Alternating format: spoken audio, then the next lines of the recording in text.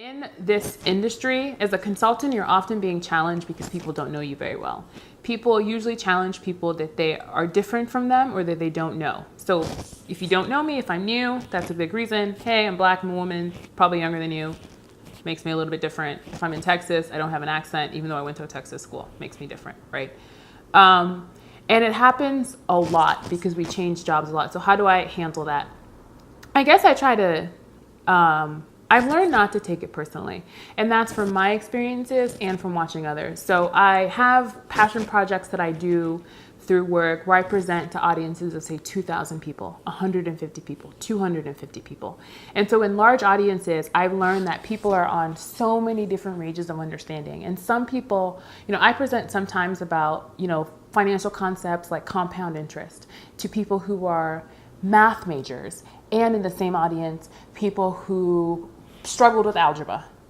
So I already automatically assume I'm going to get questions. Like the math major may ask a question like, oh, I get compound interest, but why is this even valuable? Life is about fun. And so that could be a real question, like he doesn't understand why it's valuable, or it could be a challenge, right? So I kind of have learned to assume that every question is a genuine question. And I've also seen, I go to a lot of sessions and I've seen people who are professional speakers, and I've seen that they typically assume every question is a genuine question. And so I take on the question, if you have a question, other people in the audience also have a question. So I just so a lot of times I pause, try to think through it, compliment you for asking, and then let it go on. I found that people who are genuinely interested will have a follow-up. So then I say, does that answer your question? Which tells the entire audience that it's safe to ask questions. It also means that if you are genuinely confused, you get the opportunity to keep following up. And if I don't get it twice, I'll say I'll talk to you one-on-one. Most people who are just challenging to be rude don't have a follow-up. They just want to express that your idea is absolutely terrible, feel that, and be very strong about it, and then they're done. In audiences, I tend to pretend that the question is genuine. Because sometimes it is, and you can never tell the difference.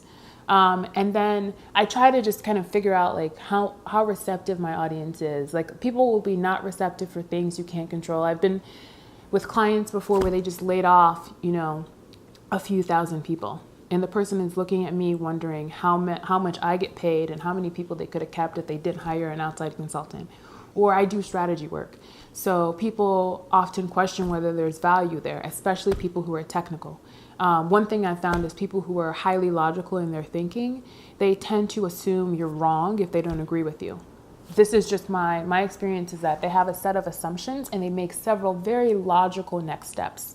But if our assumptions are not the same, we will not get to the same next steps. And often they don't ask a question about the assumption, they question your steps. And so I've had a lot of that in one-on-one and people that I mentor, people that mentor me.